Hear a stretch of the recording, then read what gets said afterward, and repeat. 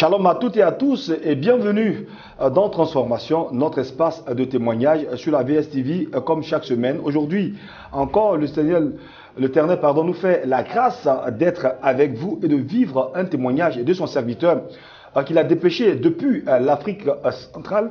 Je veux parler du prophète Aaron M. Renengou, voilà, de la mission d'évangélisation et de la délivrance des âmes, en abrégé MEDA. Voilà, il a accepté de nous rejoindre sur le plateau pour témoigner des bienfaits dans sa vie.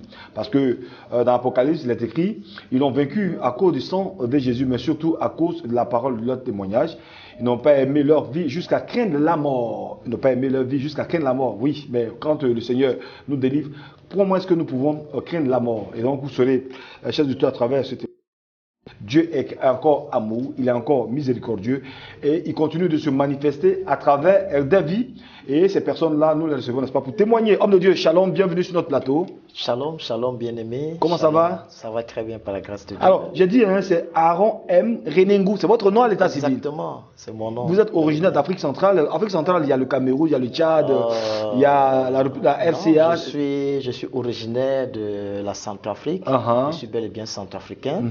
Et je réside au Cameroun, à Yaoundé précisément. D'accord. Alors, chez vous là-bas, en Centrafrique, quelle est la langue officielle? Quelle est la langue qu'on parle? Nous parlons le Sango. Le Sango. Le Sango. Et en Sango, comment on dit? Bienvenue, comment on dit? Nzoni Gangona là. Comment? Nzoni Gangona ala. Johnny Gangona ala. Bon, enfin, vous avez dit bienvenue. C'est exactement ça. Johnny Gangona ala, Zapa Benira là. Ben attends, ça a une similitude avec le Lingala ou bien est-ce que... Bon, il y a des petits mots que nous entendons, quelques petits mots quoi. On s'entend légèrement. Comment on dit Dieu chez vous là-bas? Dieu. Nzapa. Nzapa. Oui. Oh, les gars on dit Nzambé. Nzambé. Nzambé Malamu. Ouais. Nzambé Malamu. Ouais. Mbote Nayo. Est-ce qu'on dit ça là aussi? Non. Nous on dit tonnet. Pardon? Tonnet. Il n'y a pas de tonnet ici. En tout cas, non, c'est juste pour vous titiller. Alors, bienvenue. Alors, homme de Dieu, c'est bon de témoigner de ce que Dieu a fait dans sa vie? Oui, c'est très important, puisque le témoignage même fait partie de...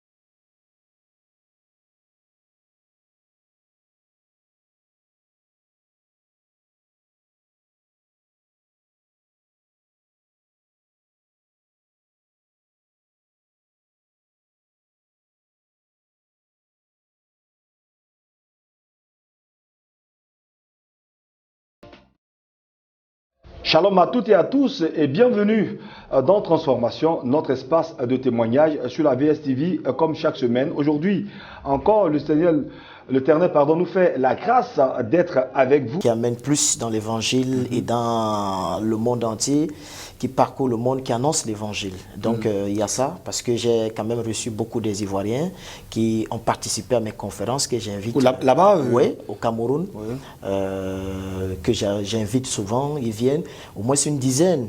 Beaucoup des hommes de Dieu, il y a l'homme de Dieu Joachim, il y a King, il y a le révérend, le bishop Niava, récemment était au Cameroun, qui aussi était dans mon programme. Et il y a plein de dizaines des hommes de Dieu et qui parcourent dans le monde entier pour annoncer l'évangile. Donc la Côte d'Ivoire fait partie d'un pays que nous aimons bien et nous voulons. Vous avez rêvé, n'est-ce pas, de venir aujourd'hui, vous êtes là? Exactement. Et comment vous trouvez le pays? Très beau, bien construit et j'ai vraiment admiré. D'accord. Le Seigneur bénisse. Vous avez admiré. D'accord. Alors, en tout cas, bonne arrivée. Chez nous aussi, chez nous en Côte d'Ivoire, on dit Akwaba. Hein? J'espère que ce n'est pas votre dernier passage en Côte d'Ivoire. Non. Okay. D'accord. Alors, votre histoire, ça a commencé quand? Bon, j'allais dire, qui est Aaron M. Renengou? C'est bel et bien moi. C'est moi, le prophète Aaron M. Renengou, né en Centrafrique, à Bangui précisément. Oui. Et Dieu m'a fait grâce de naître dans une famille chrétienne. Qui est une famille chrétienne. Papa était pasteur, père à son âme à l'époque. Mais malheureusement, il était pasteur, mais moi j'étais païen. Je partais à l'église comme un chrétien, mais hors de ça, je portais notre casquette sur moi, qui n'était pas chrétien, mais qui était un bon païen. On va en arriver. Alors, je veux dire, vous êtes de quel aime de la famille? Le tout premier. Premier enfant? Oui, bon. Par la grâce de Dieu, ma mère m'a couché seule. J'étais seul. C'est quand j'ai cru, j'ai donné ma vie au Seigneur. J'ai prié pour ma mère, que ma mère a couché le dernier. Ouais, c'est un bon témoignage. Vous avez évangélisé votre maman. Vous avez donné un petit frère. C'est la grâce de Dieu. Ok, alors on va en arriver. Donc, vous avez fait les études, n'est-ce pas, à Bangui? Oui. D'accord. J'ai fait les études à Bangui jusqu'en classe de terminale. Et à l'époque, j'étais dans le monde. Je faisais tout ce que je voulais. Malgré que papa était pasteur et malgré que je partais à l'église, mais je n'ai pas cru. Je n'ai pas donné ma vie à Jésus. C'était quoi? Je veux dire, papa, il était servi à la maison ou bien bon Non, c'était pas ça. Bon, c'est une coutume. Pour nous, c'est une coutume d'aller à l'église chaque dimanche. Chaque dimanche, bon, papa. Tout le monde se lave et puis on t'habille, on te donne un peu l'argent d'offrande. Allez, bon, allons-y à l'église. Tous les enfants, nous tous, nous partons à l'église. Mais arrivé là-bas, on reste, on attend tout ce qui se passe, c'est fini, et puis je sors, je continue. De l'église. C'est juste pour plaire à mon père. C'est ça, c'est ça. Parce qu'il était exigeant, et tu pouvais rien faire sans aller à l'église. Je partais juste pour une formalité. Mais à l'intérieur, je n'ai rien de Jésus, ni je n'ai rien. C'était vide, une coquille vide. Une coquille vide. Et je faisais tout ce qui me plaisait. Et par exemple, vous faisiez, n'est-ce pas, tout ce qui vous plaisait, c'était quoi? Je partais dans les bars, je buvais, parce que ma mère avait l'argent. J'étais le seul fils et ma mère me donnait tout. Si je veux 200 000, 100 000, 500 000. Et c'est moi qui comptais l'argent de ma mère. Donc, j'étais heureux, j'étais un fils gâté. Et donc, ce n'était pas mon problème. Je partais dans les bars, je couchais les femmes, permettez le thème, toutes les nuits. Je ne faisais pas les bars, je faisais les boîtes. À mon âge, j'étais très jeune, mais j'étais vraiment un agent du diable. Il y avait un petit nom à l'époque, et je dansais des danses, les raps, les danses mondaines. Quel était votre petit nom à l'époque de l'époque? À l'époque, on m'appelait Légion. Légion. Légion, je ne savais pas. C'est quand j'ai donné ma vie à Jésus. Légion des démons. J'étais un démon à l'époque. Là où je ne savais pas. Et j'ai dansé tellement fort. Si je danse ici, mais toutes les femmes qui sont dans les bars là vont courir derrière moi. Donc c'était un démon fort de danse. Légion. Les légions, ouais. Mesdames, Mesdemoiselles, le chef de l'exploiteur, Légion. Ouais. Légion. Mais aujourd'hui, c'est le prophète. Non, à l'époque, aujourd'hui, c'est le prophète du Seigneur. Donc j'ai changé de costume. Je suis notre... Aujourd'hui, tu as un costume marron, c'est un costume noir. Noir, et j'ai changé de nature. D'accord, donc c'est comme ça, je dis, vous viviez votre vie. Alors, quand les gens rapportent, je suis convaincu, n'est-ce pas, que les gens rapportaient à papa ou à maman, enfin la famille, que vous faisiez ça, quelle était leur réaction? De savoir que non, son papa il est pasteur, et puis maman a l'argent, donc on me donnait une certaine éducation, et puis dehors, c'est un autre comportement? Oui, bon, mais mon père, il savait ça exactement. Il savait que j'étais vraiment un bon petit bandit. Ah bon? Et qui jouait un sale jeu. Je croyais aller à l'église, mais ce n'était pas à l'église. Au fait, j'étais en train de faire ce que je voulais, puisque pratiquement je ne dormais pas à la maison. Wow. Il savait. Et dans ma chambre, nous avons une chambre qui est différente de la maison paternelle. Nous avons notre maison à part, les enfants et le papa à part. Mon père avait beaucoup des enfants qui élevaient les enfants des frères, des sœurs. Et nous avons une maison à part. Donc j'étais libre de faire tout ce que je voulais, à n'importe quand, à n'importe quel moment. Et puis, maman vous soutenait aussi, n'est-ce pas, dans cette oui, ma mère soutenait, puisque la personne qui était derrière moi, qui me donnait vraiment la même, c'était ma mère. Donc de la sorte que je faisais tout, j'ai tout, et j'amenais les femmes chez moi à la maison, je dormais déjà avec toujours 3-4 femmes à la maison. Wow. Et le matin, on me servait, je demande juste que je claque les mains comme ça, là, la nourriture vient, je claque les mains, et tout est dans ma chambre. Donc il y avait une musique terrible, on savait que, bon, j'ai transformé ma chambre en bar.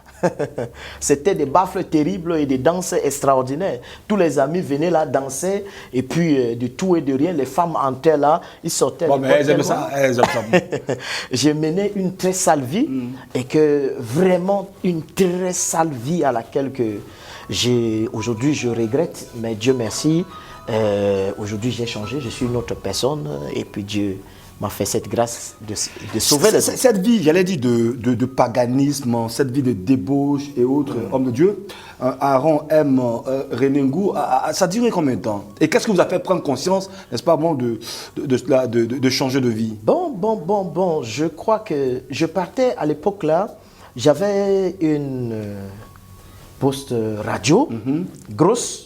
Je mettais les musiques dedans, même dans ma salle de classe, en classe déjà de 6e, je dansais déjà là-bas. Je transformais la salle de classe en la star à l'école. Tout le lycée de Gobongo à l'époque. Gobongo, c'est un quartier, c'est là où j'étais.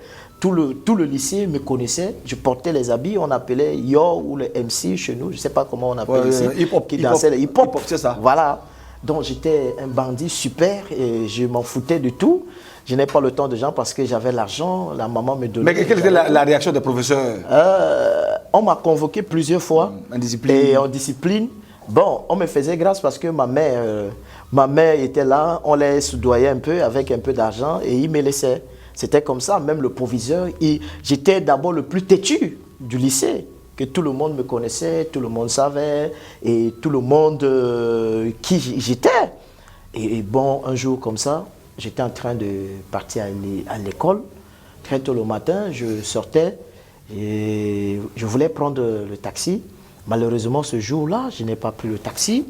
Et je suis sorti comme ça. J'ai commencé à marcher. Une chose que je n'ai jamais fait. J'ai commencé à marcher à pied.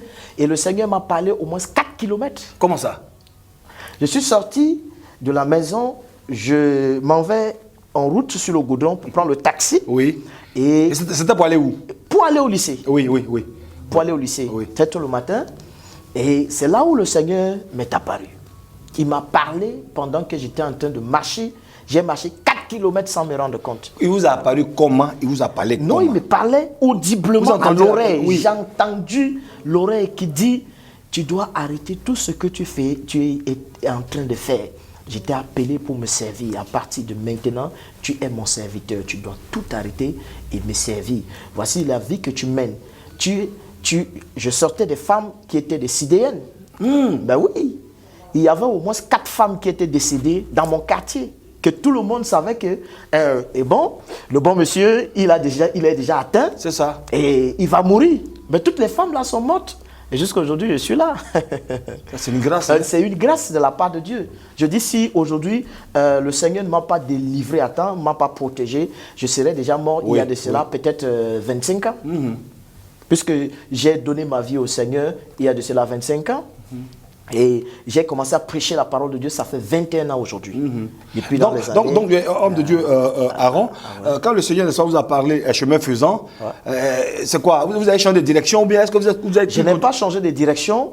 Je marchais toujours, mais je ne me retrouvais pas. Je ne savais pas là où je partais, parce que ce n'est pas dans mes habitudes, dans mes coutumes de marcher à pied. Oui. Je marchais jamais. Oui, mais bon, comme mais ce jour, j'étais emporté. Je ne savais pas là où je partais, mais j'étais en train de marcher pour aller au lycée.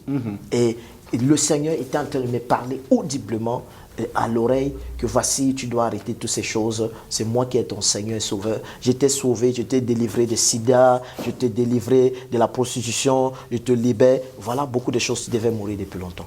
Et Dieu m'a fait cette grâce. Et quand il m'a parlé, j'ai entendu la voix audiblement. Et jusqu'à je suis parti là où je me suis retrouvé. Vous avez fait 4 km de marche. 4 km de marche en train de parler. Oui. Je me suis retrouvé en plein carrefour. Là où les voitures voulaient me cogner. Ça devait être un grand accident. Pam, pam, pam, pam, pam. J'étais au plein carrefour et je ne savais pas. Et c'est là où je me suis revenu en moi. C'est ça. Pour dire que, hey, mais je suis où? Je pars où? Je faisais quoi ici en plein carrefour? Mais je suis sorti à 7 h.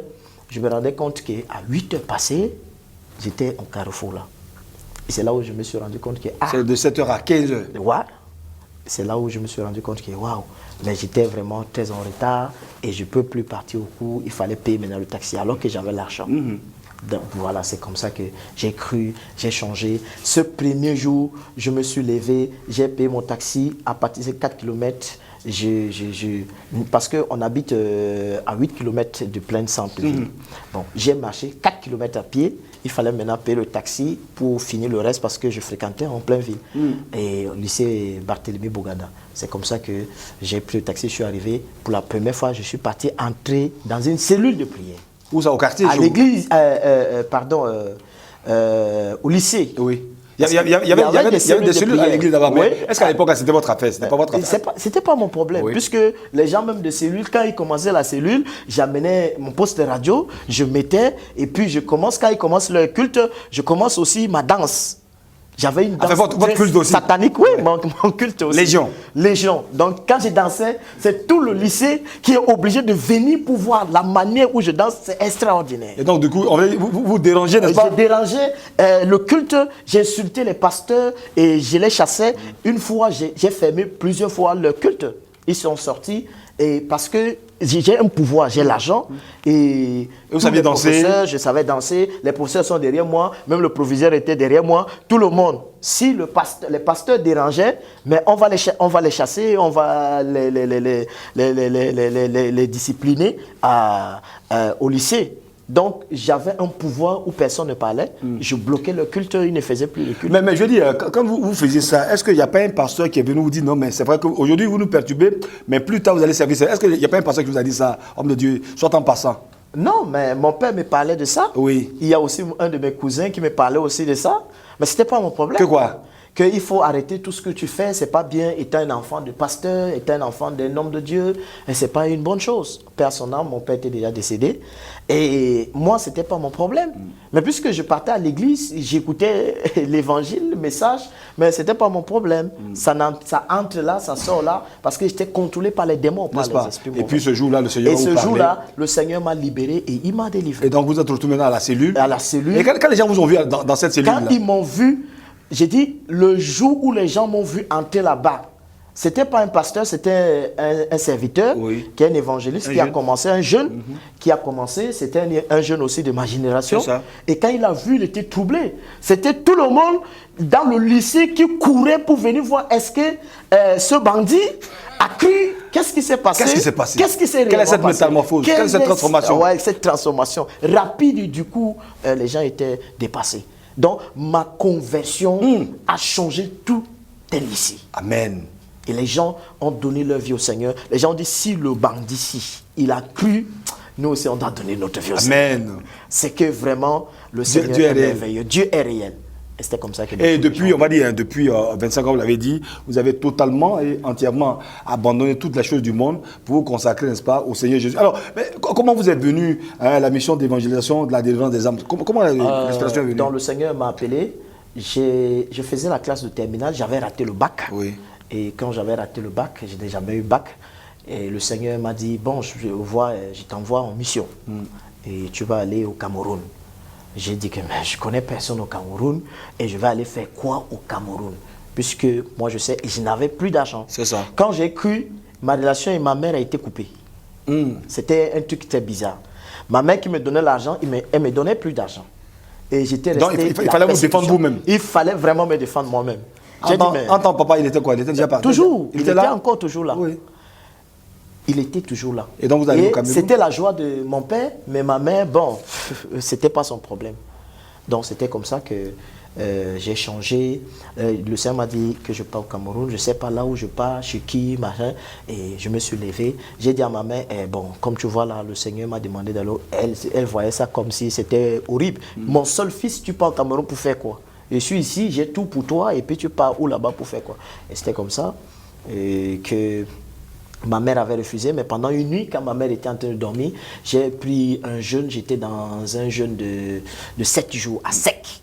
Et pendant qu'elle était en train de prier pour le voyage, pour la mission, automatiquement, le dernier jour, le Seigneur est apparu à ma mère.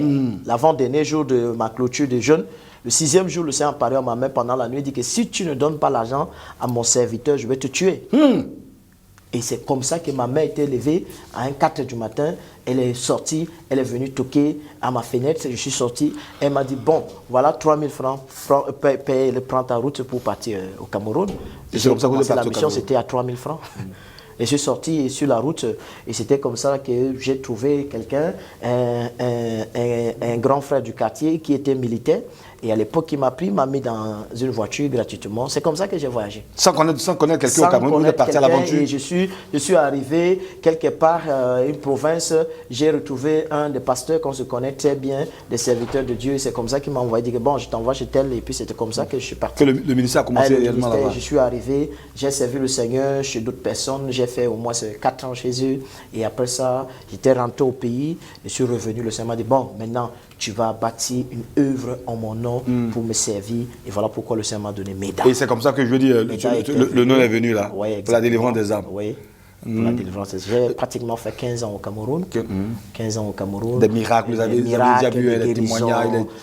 Dieu m'a fait grâce beaucoup plus d'opérer dans la délivrance, la prophétie. Ah, mais d'où le nom, hein? Ah ouais, exactement. De la délivrance et la prophétie. Quand vous avez commencé le miracle, l'émission est en train de tirer à sa fin.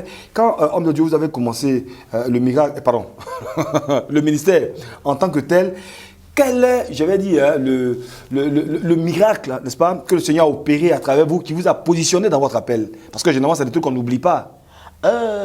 Bon, d'abord, quand j'ai cru, oui, la première des choses, c'est que c'est tout le lycée qui a cru. Ça, c'est la première des choses. Oui. C'est un étonnement, les gens étaient merveilleux, les gens ont cru, les gens étaient dépassés pour voir que... Ça, c'est un d'abord. Donc, votre conversion a converti pratiquement tout le lycée. Pratiquement tout le lycée. Ça, c'est un. Les gens qui ne venaient pas au Seigneur étaient venus au lycée. Donc, c'était une conversion en masse. Les gens étaient sauvés à travers de mon témoignage. C'est ça. C'était le mauvais témoignage à un bon témoignage. Et ça a changé la vie des gens. Donc voilà, c'est une première des choses. Et à partir de là, ma mère qui n'accouchait pas, j'ai prié pour ma mère, ma propre mère. Et c'est en ce moment-là que ma mère, après, j'ai prié pour elle. J'ai dit que tu vas concevoir. Je te donne 3 mois. Et tout ce que je disais, le Seigneur accomplissait. Toutes ces prophéties s'accomplissent. Ça s'accomplissait. Et c'est comme ça que j'ai parlé. Après 3 mois, ma mère était tombée enceinte, comme j'ai parlé. Et dans tout ce que je parlais, les gens, ma mère était affairiste, elle faisait les affaires. Et elle amenait ces gens qui vendaient avec elle, ses amis qui font aussi des affaires. Les affairistes venaient, je priais pour eux. C'est comme ça que ça a commencé à la maison. Donc vous êtes devenu le pasteur de la maison. Le pasteur de la maison. Le père spirituel de votre maman. Le père spirituel de ma mère, propre mère. C'est comme ça que ça a commencé. Ma mère a commencé à amener les gens, j'ai commencé à prier avec eux. Le quartier aussi était... Ma délivrance a été une délivrance de toute une nation. Donc les gens de mon quartier étaient aussi délivrés. Les gens du groupe à laquelle que je dansais étaient aussi délivrés. Amen. Donc vous voyez, de tous les côtés, j'étais un homme. D'accord. Allez, homme de Dieu, l'émission est pratiquement terminée. En résumé, hein, n'est-ce pas, qu'est-ce qu'on retient? Quel message vous pouvez donner aux téléspectateurs par rapport à votre témoignage? Bon, la dernière des choses, ce que je voulais dire, c'est que les gens doivent donner leur vie au Seigneur Jésus. Jésus est le seul référence de notre vie. Il est le seul qui peut nous sauver, qui peut nous délivrer. Aller chez les marabouts, ça ne sauve pas. Chez les féticheurs, ça ne sauve pas. Il y a beaucoup de gens aujourd'hui qui partent à l'église, réellement, qui sont des religieux. Des gens qui partent à l'église, ils sont des religieux. Puisqu'ils partent à l'église comme une coutume, comme pour la forme, mais ils n'ont pas réellement donné leur vie à Jésus. Alors donc j'annonce, je demande à tout le monde de donner leur vie à Jésus. Même quand j'étais, excusez-moi, au Tchad, puisqu'il y a l'apôtre Magloire, que je suis là avec lui, à Abidjan, que je marche avec lui. Il a fait beaucoup de fois dans mon église à Yaoundé, en Centrafrique, à Douala et en N'Djamena. J'étais avec lui, il est là présentement. Et nous avons eu beaucoup de témoignages ensemble que le Seigneur a fait. Il y a des gens que j'ai organisé une conférence en N'Djamena, que j'ai vu qu'il y avait la femme d'un pasteur. C'est un témoignage vivant, il peut témoigner. La femme d'un pasteur, dans la conférence, s'est levée. Elle a donné sa vie à Jésus. J'ai demandé, qui peut donner sa vie à Jésus? La femme d'un pasteur qui persécutait même le pasteur. La femme du pasteur. La femme du pasteur qui persécutait le pasteur. Elle a été touchée sur lui par le témoignage. Qui combattait le pasteur, qui persécutait. Mais le jour que j'ai donné mon témoignage, et j'ai parlé, et elle a donné sa vie à Jésus. Elle s'est levée, elle a levé les mains. Tranquillement. Elle a été touchée. Voilà. Homme de Dieu, merci d'être venu sur notre plateau. Que Dieu vous bénisse. Dans tous les cas, la remercie. télévision est vue, que ce soit au Cameroun, en Centrafrique, au Tchad, partout, hein, dans 150 pays à travers le monde. Et donc, les portes sont ouvertes. Toutefois que vous voulez venir en Côte d'Ivoire, passez nous voir, n'est-ce pas? Merci de nous avoir accordé de votre temps de passage en Côte d'Ivoire. Alors, les contacts, on vous joint comment? Bon, ici, j'ai 58, ici à Abidjan, Oui. 58 65 25 25. 68 55 25 25, c'est Oui, facile, précédé oui. de l'indicatif 00225. Et puis ensuite. 00225 ouais. 58 65 25 25. Et au Cameroun, on peut facilement me retrouver sur 00237 Ouais. 676 55 24 81. 696 37 46 03. Donc ce sont ces deux numéros. Facilement sur WhatsApp, on peut me retrouver facilement. Ok. Ben voilà. Il y a un temps pour chaque chose, un temps pour parler, mais surtout un temps pour arrêter de parler. Chers téléspectateurs de la VSTV, un témoignage va refermer ses portes. Je rappelle que nous étions avec le prophète Aaron M. Renengou, voilà, de la mission d'évangélisation de la délivrance des âmes, MEDA en abrégé. Il est centrafricain, voilà, donc il parcourt, j'allais dire les contrées, pays, n'est-ce pas, pour annoncer la parole de Dieu. Donc de passage en Côte d'Ivoire, il a accepté notre invitation. Vous avez écouté son témoignage, comme quoi Dieu bénit toujours, Dieu délivre toujours. Je dis bien, Dieu bénit toujours,